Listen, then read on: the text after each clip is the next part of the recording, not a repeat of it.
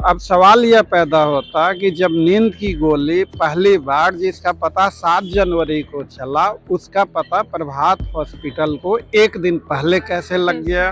प्रभात hospital के डॉक्टरों ने भी अपने बयान में यह बताया कि मृतका के शरीर पे जख्म थे, छाती पे नाखूनों के खरोंच थे। इस केस में सत्ता के काफी बड़े और रसूखदार लोग शामिल हैं। ऐसी इस केस में अजीबोगरीब स्थिति यह है और ये हाई प्रोफाइल इसमें सत्ताधारी लोगों का संरक्षण इसे प्राप्त क्यों हो रहा है। जांच एजेंसी ऐसा क्यों कर रही है, किसको बचाने की कोशिश कर रही है। इतनी बेशर्मी और बेरहमी से की जा रही है। गवाहों को इस तरह डराया धमकाया जा रहा है कि वो सामने नहीं आए, बयान नहीं दे। नमस्कार, आप देख रहे हैं देशवा न्यूज। मैं हूं आपके साथ वैष्णवी। देखिए, नीट छात्रा मामले में आज सुनवाई थी मनीष रंजन की जमानत पर, और ऐसे में क्या चल रहा है कोर्ट में और अगली कल के लिए सुनवाई टली है, क्या होने वाला है, हम बातचीत करेंगे जो छात्रा के वकील हैं एस.के. पांडे सर उनसे। सर, सबसे पहले स्वागत है। और आज क्या हुआ सर? आज मनीष रंजन के जमानत पे पुनः सुनवाई शुरू हुई और इस केस को जांच अधिकारी शुरू से ही आत्महत्या का प्रयास साबित करने पे लगे हुए हैं। और इसी केस में आज सुनवाई के दौरान मृतका को 6 जनवरी को 3:51 पे सहज सर्जरी हॉस्पिटल, जो कि शंभू गर्ल्स हॉस्टल से बगल में हाँ बहुत नज़दीक है, 30-40 मीटर की ही दूरी पे, पैदल मुश्किल 1 से 1.5 मिनट का रास्ता होगा, वहाँ लेके जाया जाता। वहाँ जो लोग मृतका को लेके गए थे सहज हॉस्पिटल में, उनके बयानों के मुताबिक मृतका जो बेहोश हो गई थी वो ठंड लगने के कारण हो गई थी। सहज सर्जरी में मृतका को 5 पानी की बोतलें चढ़ाई जाती हैं और उसके बाद हालांकि सहज हॉस्पिटल के जो डॉक्टर बताते हैं कि उन्होंने कोई इलाज ही नहीं किया उन्होंने हाँ, लेकिन प्रत्यक्षदर्शियों के मुताबिक जो वहाँ मृतका को लेके गए थे, उनके मुताबिक मृतका को सहज हॉस्पिटल में 5 पानी की बोतलें चढ़ाई जाती हैं और सहज हॉस्पिटल तक केस यह था कि मृतका ठंड के कारण बेहोश हो गई है।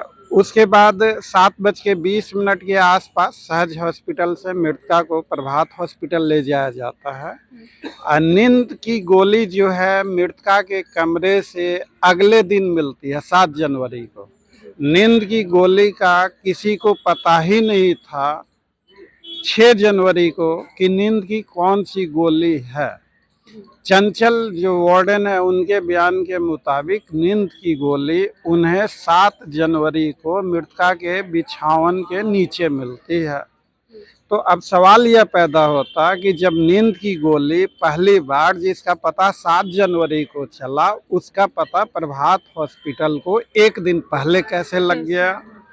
तो इन सारे चीज़ों को हम लोगों ने अदालत में काफ़ी अच्छे तरीके से अपना पक्ष को रखा और अदालत ने इस पे काफ़ी गंभीरता से विचार किया।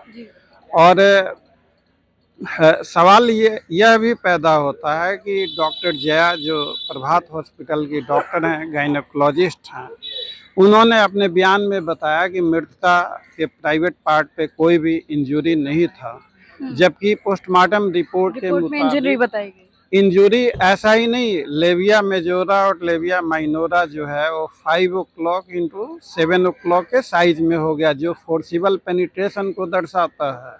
तो यह सारी बातें, मृतका का इलाज 3 हॉस्पिटलों में विभिन्न समयों पे चला। पहला हॉस्पिटल सहज सर्जरी, दूसरा हॉस्पिटल प्रभात मेमोरियल हॉस्पिटल और तीसरा मेदांता हॉस्पिटल। और यही नहीं, प्रभात हॉस्पिटल के डॉक्टरों ने भी अपने बयान में यह बताया कि मृतका के शरीर पे जख्म थे, छाती पे नाखूनों के खरोंच थे। और इन तमाम चीज़ों के बावजूद भी जांच अधिकारियों ने जानबूझकर यह जांच नहीं की। इस केस में सत्ता के काफ़ी बड़े और रसूखदार लोग शामिल हैं, ऐसी आशंका जताई जा रही है। चूँकि गर्ल्स हॉस्टल के पास शाम को लंबी लंबी बड़ी बड़ी गाड़ियाँ खड़ी होती थी। इस केस में पीड़ित पक्ष का कभी भी सही तरीके से बयान दर्ज नहीं किया गया। अमूमन पीड़ित पक्ष का बयान पुलिस के साथ साथ मजिस्ट्रेट के पास भी दर्ज कराया जाता है। और इस केस में आज तक पीड़ित पक्ष का कोई बयान मजिस्ट्रेट के सामने नहीं दर्ज आज करवाया तक गया। मजिस्ट्रेट के साथ आज तक पीड़ित पक्ष का कोई भी बयान मजिस्ट्रेट के सामने जानबूझकर नहीं दर्ज कराया गया। पुलिस ने मनमाने तरीके से यह बयान लिखा है पीड़ित पक्ष का। तो हम लोगों ने 6 मार्च 2026 को सीबीआई को एक आवेदन दिया है कि कम से कम पीड़ित पक्ष का बयान मजिस्ट्रेट साहब के सामने दर्ज कराया जाए। उस आवेदन पे सीबीआई ने अभी तक कोई विचार नहीं किया। अदालत में भी हम लोगों ने बताया और इस पे कल बहस भी करेंगे। फिलहाल जमानत पे सुनवाई टल गई है, कल पुनः सुनवाई होगी। सर सीबीआई जो है कहीं ना कहीं बाद में उन्होंने पॉक्सो लगाया और एसआईटी से भी पूछताछ की जा रही है। इन लोग का क्या चल रहा है? इस केस में अजीबोगरीब स्थिति यह है कि जो यह केस शुरुआती जो है अटेम्प्ट टू मर्डर में और बाकी इंजुरीज में दर्ज होता है, जबकि एफआईआर में साफ साफ लिखा हुआ कि मृतका के सिर पे चोट है, उसके साथ जबरन गलत संबंध बनाने की कोशिश की गई है और मृतका के बदन पे तमाम जख्म भरे हैं और इन जख्मों की बात प्रभात हॉस्पिटल के भी डॉक्टर करते हैं। लेकिन ये पुलिस इतनी लापरवाह क्यों? यह लापरवाही नहीं कह सकते इनको। यह जानबूझकर की गई गलतियां हैं, एक आपराधिक सुनियोजित साजिश के अंतर्गत। और इसलिए जो है ना कि यह जो इस तरह की हरकतें हैं, इस तरह की जो हरकतें हैं, अगर इस देश का कानून जिंदा है तो इंसाफ जरूर मिलेगा। सीबीआई सर उस पर भी आरोप लग रहे हैं कि सीबीआई पर भी आरोप लग रहे हैं कि वो भी ठीक से जांच नहीं कर रही है। कहीं ना कहीं बहुत सारे तथ्यों को छोड़ दिया जा रहा है।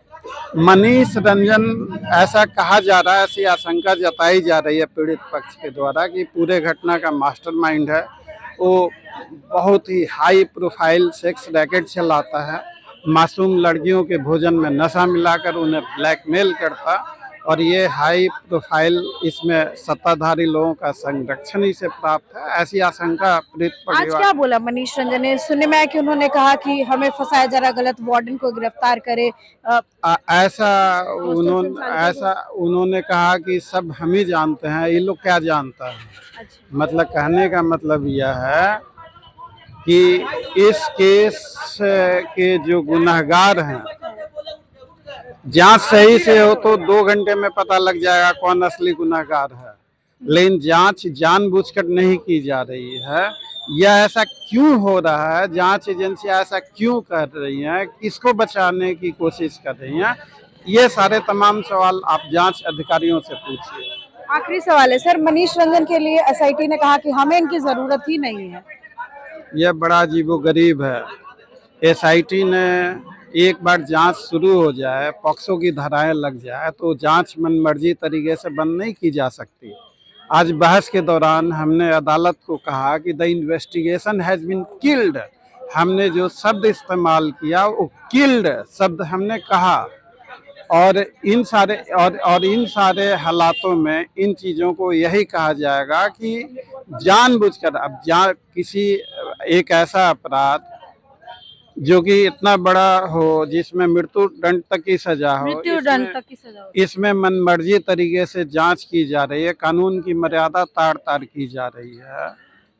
तो जो जांच अधिकारी हैं, ऐसे अधिकारियों को अविलंब सेवा मुक्त किया जाए, इन्हें गिरफ्तार किया जाए और इनके ऊपर साक्ष्य और सबूतों से छेड़छाड़ का मुकदमा चलाया जाए। यह सारा कार्य एक सुनियोजित आपराधिक साजिश के तहत हो रहा है। It's a case nothing less than criminal conspiracy. Sir Manish Ranjan पे सुनवाई कल फिर से है, तो क्या लगता है छात्रा को न्याय मिल पाएगा? इस तरीके से सुनवाई हो रही है लगातार, फिर भी आपको क्या उम्मीद है? देखिए, न्याय दिलवाने की पहली जिम्मेवारी सरकार की होती है। सरकार की इसलिए होती है कि किसी भी केस का फैसला जांच रिपोर्ट के ही आधार पे होगा। अगर जांच जानबूझकर मनमानी तरीके से लीपापोती की जाए तो अदालत को मजबूरन अभियुक्त को, दोषी को बाइज्जत बरी करना पड़ेगा। तो इस केस में जानबूझकर जांच इस तरह से हो रहा है कि असली गुनाहगारों को बचाया जा सके। सर कहा जा रहा है कि फैमिली मेंबर्स की चूंकि जांच एजेंसियां जो हैं वो सरकार के अधीन काम करती हैं, तो इसलिए देखिए, फैसला जरूर अदालत करती है, लेकिन जिन तथ्यों पे अदालत फैसला करती है वो तथ्य जांच अधिकारियों के द्वारा लाए जाते हैं अदालत के समक्ष। तो किसी केस में इंसाफ मिलेगा या नहीं मिलेगा, यह सारी चीजें जांच अधिकारियों की जांच पे निर्भर करता है। सर तो ये जो है कहा जा रहा है कि फैमिली वालों को उससे पूछताछ हो रही है कि उनका भी कुछ इन्वॉल्वमेंट है, कुछ उनके तरफ से हुआ है जिसके बाद ये सारी देखिए, इस केस में जांच के नाम पे लिपापोती इतनी बेशर्मी और बेरहमी से की जा रही है। पीड़ित पक्ष के तमाम रिश्तेदारों के डीएनए सैंपल लिएगा। तो अगर ऐसी बात है तो सत्ताधारी जो लोग बैठे हैं, अगर एक गरीब आदमी जिसकी बेटी अपने दिल में सपना सजा के आती है, अपने दिल में यह सपना सजा के आती है कि उसे डॉक्टर बनना है, उसका बलात्कार किया जाता है, उसकी हत्या कर दी जाती है, जांच के नाम पे लिपापोती होती है और जांच के नाम पे पीड़िता के ही चरित्र पे कीचड़ उछाला जाता है, पीड़ित परिवार का ही डीएनए सैंपल लिया जाता है। तो ये सत्ता के रसूखदारों का क्यों नहीं डीएनए सैंपल लिया जाए? क्यों नहीं ये जांच हो रही है कि शंभू गर्ल्स हॉस्टल के नीचे जो लंबी लंबी गाड़ियां लगती थी वो किन की गाड़ियां हैं? गवाहों को इस तरह डराया धमकाया जा रहा है कि वो सामने नहीं आए, बयान नहीं दे। हमने आज अदालत में रिकॉर्डिंग भी सुनाया कि गवाहों को किस तरह गवाह भयभीत है। रिकॉर्डिंग है सर पूरी आपके पास धमकाने का? मेरे पास कुछ रिकॉर्डिंग है और चूंकि मामला अदालत में विचाराधीन है तो बहुत कुछ मैं नहीं बता सकता। मुझे ऐसा लगता है कि इस देश का कानून जिंदा है और अदालत अपना कार्य कर रही है। अदालत को अपना कार्य करने दीजिए। अदालत पे हमें पूर्ण भरोसा है और मुझे ऐसी उम्मीद है कि इंसाफ जरूर होगा। एक दिन जो इसके गुनहगार हैं वो जरूर फांसी के फंदे तक पहुंचेंगे। धन्यवाद सर। देखिए नीट छात्रा मामले में आज सुनवाई हुई है और कल पर टल गई है। अब कल मनीष रंजन को जमानत मिलती है या आगे जो भी होगा इस केस में हम जरूर आपको बताएंगे। आप सुन रहे थे एसके पांडे को, जो कि नीट छात्रा मामले के जो पीड़ित परिवार है उनके वकील है। फिलहाल इस खबर में बस इतना ही। देखते रहे देशवाणी।